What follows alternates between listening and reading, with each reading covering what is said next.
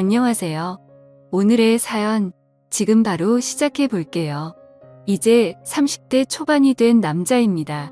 대학교 다닐 적에 제가 친구에게 크게 신세를 졌던 적이 있습니다. 그런데 그 친구의 어머니와 그런 일이 생길 줄도 몰랐고 상상조차 해본 적이 없습니다.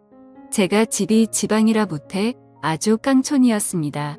학생들도 몇 명 없었긴 하지만 그래도 선생님들이 너는 꼭 공부 열심히 해서 서울에 있는 대학을 가야 한다 이런 이야기를 해주곤 했습니다.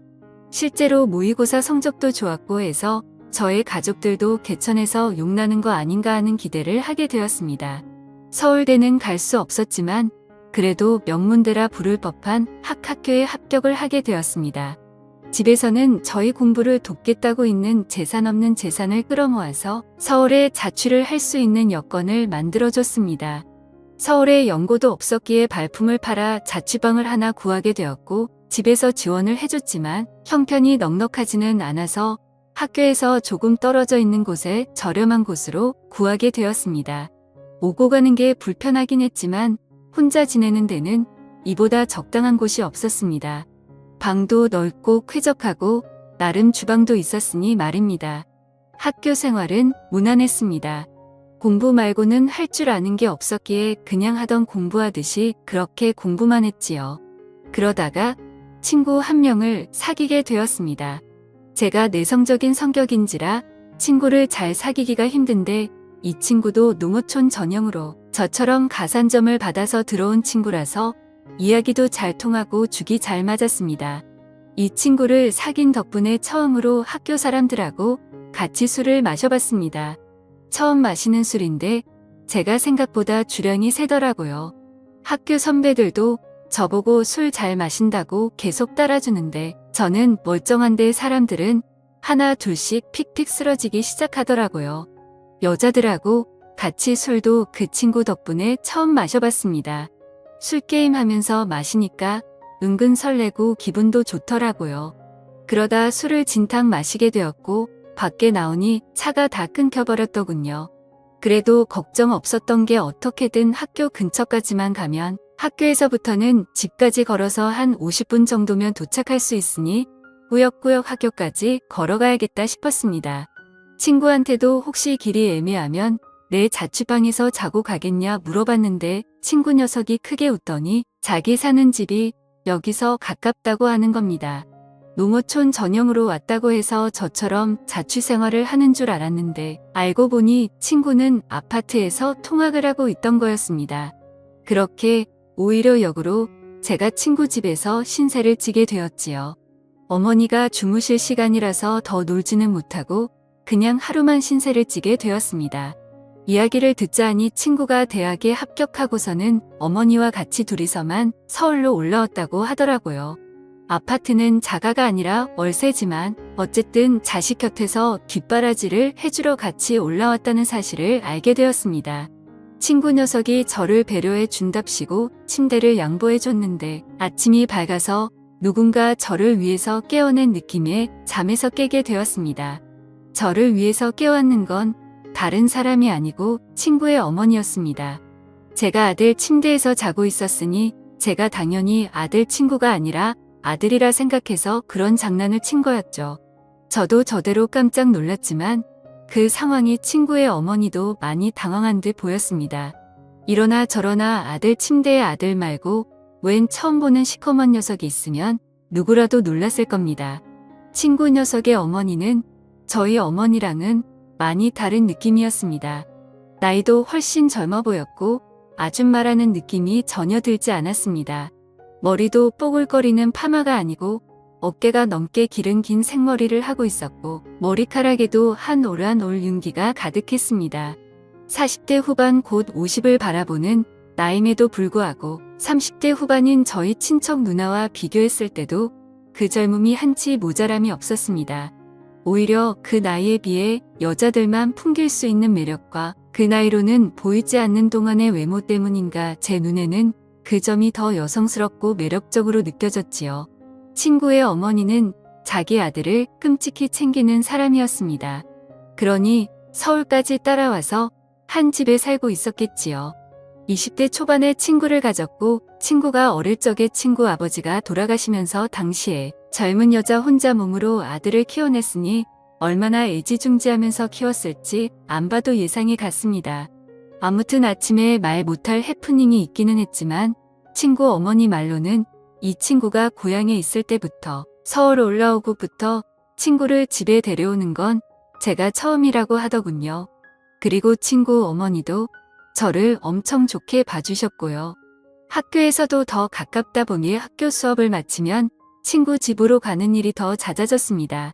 친구 어머니가 솜씨도 좋아서 저녁도 같이 먹게 되었고 그러면 식비도 절약이 돼서 저는 저대로 돈이 굳어 좋은 점이 많았습니다.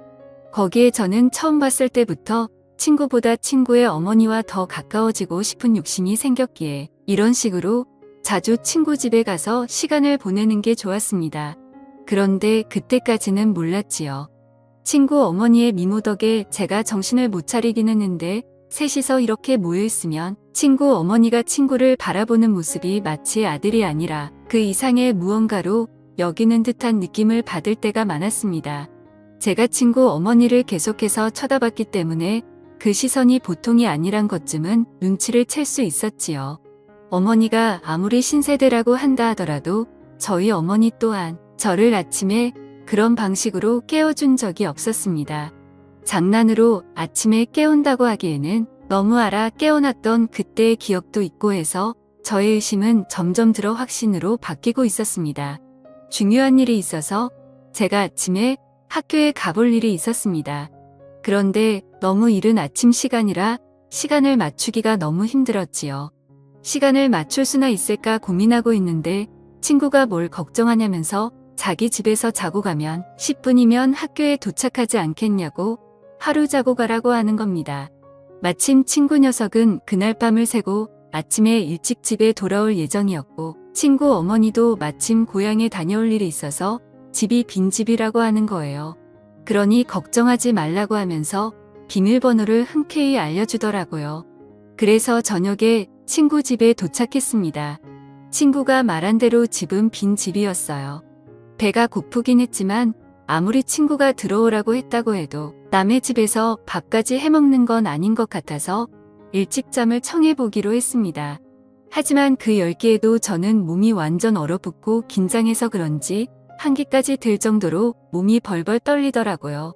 그렇게 한참 친구의 어머니가 넋두리를 하는 걸 듣고 있다가 친구 어머니가 술 기운을 이기지 못해 잠에 들면서 상황은 일단락되고 말았습니다. 잘못 움직였다가는 친구 어머니가 잠에서 깰 수도 있겠다는 생각이 들더라고요.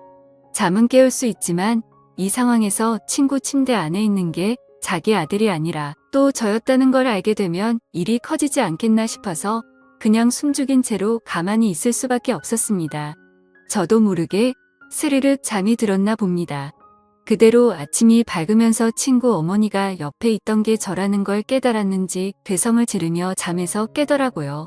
저도 사실 잘한 게 없었기에 아무 말도 못하고 있었는데 친구 어머니가 자기가 실수를 했다며 오히려 저한테 사과를 해오더라고요. 오히려 제가 친구와 친구 어머니가 동시에 있는 자리에서 제가 스스로 불편해하면서 티를 냈던 것 같네요. 그렇게 대학 생활을 보내고 있던 중이었는데 집안 경제적인 문제로 더 이상 제 학교와 자취비를 지원해주기 힘든 지경에 이르게 되었습니다. 친구가 아들 노릇해달라고 했으니 제가 어느 정도는 해야겠다 싶어서 친구 어머니를 부축해서 침실로 안내를 해줬지요. 그런데 친구 어머니가 잠에 들 수 없다고요.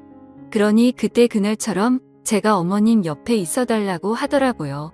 이게 맞나 싶었는데 저도 사실 그때 추억은 좋았던 기억뿐이 없어서 모시기 있는 척 침대 안으로 들어갔습니다. 결국에는 선을 넘고야 말았습니다. 처음이 어려웠지 한번 시작을 하니 걷잡을 수가 없더라고요. 꽁트 같은 데서 보면 신혼부부가 서로 눈만 마주쳐도 그렇게 되는 걸 풍자하고는 했는데 그게 괜히 그런 게 아니었습니다. 바로 제가 그러고 있었으니까요. 어떤 날에는 친구 어머니는 일도 나가지 않고 저도 학교 전공 수업도 빠지고 둘이서 하루 종일 집에서 붙어 있던 적도 있었습니다. 그렇게 하루하루 정말 몸이 나만하지 않을 정도로 열심히 즐겼습니다. 친구 녀석은 군대를 가더니 오히려 얼굴이 폈더라고요. 햇빛에 그을려 새까매져서는 휴가 나왔다고 문을 열고 들어오는데 건강해진 모습이 몰라볼 정도였습니다. 5개월을 부부나 마찬가지로 살았지만 역시 자기 아들이 오니 친구 어머니는 저보다 아들을 더 챙기더라고요. 그런 부부는 질투가 나지 않았습니다. 친구 녀석은 오랜만에 나오니까 저랑 술 한잔하고 싶다고 해서 술을 마시러 같이 나갔죠. 친구 녀석이 아들 노릇을 잘해주고 있냐고 물어보는 말에 제가 얼버무리며 잘하고 있다고 대답했습니다. 그런데 친구 녀석이 의미심장한 말을 하더군요. 어머니가 아버지 떠나고 나서부터 외로움을 엄청 많이 탄다고, 자기한테 죄책감 하나도 없으니 어머니를 위해 최선을 다해달라고요. 친구 녀석은 제가 이미 자기 어머니와 이렇게 될 것을 알고 있었던 겁니다. 오히려 그 전에는 자기가 하던 일을 친구가 해주고 있었던 거죠. 외로움이 많은 어머니를 위해 하는 효도라고 하기에는 너무 엇나간 게 아닌가 하는 생각이 들었습니다. 친구 녀석도 그걸 알고 있다고 하더군요. 그리고 이제는 제가 있어서 조금 죄책감이 덜하다고요. 다행스럽게도 제가 친구 어머니를 이성적으로 마음에 들어하는 게 다 티가 났기 때문에 이런 부탁도 할 수 있었다고 하는 겁니다. 그렇게 친구는 앞으로도 자기가 전역한 후에도 자기는 학업에 열중해야 하니 저보고 어머니를 이후에도 잘 부탁한다고 하더라고요. 그때 정말 제 머리에 5만 가지 생각이 다 들었습니다. 여태까지는 자연스러웠다 생각했지만 알고 보니 정신 나간 집구석에 얽혀버리고 만 것이 후회가 되더라고요. 그래도 당장 저는 학교 졸업도 해야 했고 신세를 져야 했기 때문에 그 노동값이라 생각하기로 했습니다. 제가 대학을 졸업할 때쯤에 친구 녀석이 전역을 하게 되었습니다. 그리고 그때 다시 모든 걸 원래대로 돌리는 게 가장 맞는 방법이라는 생각이 들었지요. 그래서 친구 녀석이 돌아온 그날 저는 짐을 챙겨서 그 집을 나왔습니다.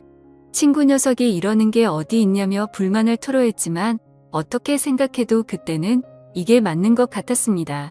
그렇게 저는 졸업 이후로 도피하듯 군입대를 하게 되었고 그 뒤로는 친구 녀석하고는 연락이 끊겨서 솔직히 지금은 죽었는지 살았는지조차 모르겠습니다. 물론 찾아보면 얼마든지 찾아볼 방법이 있지만 친구와 친구 어머니가 행복하게 잘 살길 멀리서 빌고 싶은 마음뿐이기 때문입니다. 감사합니다.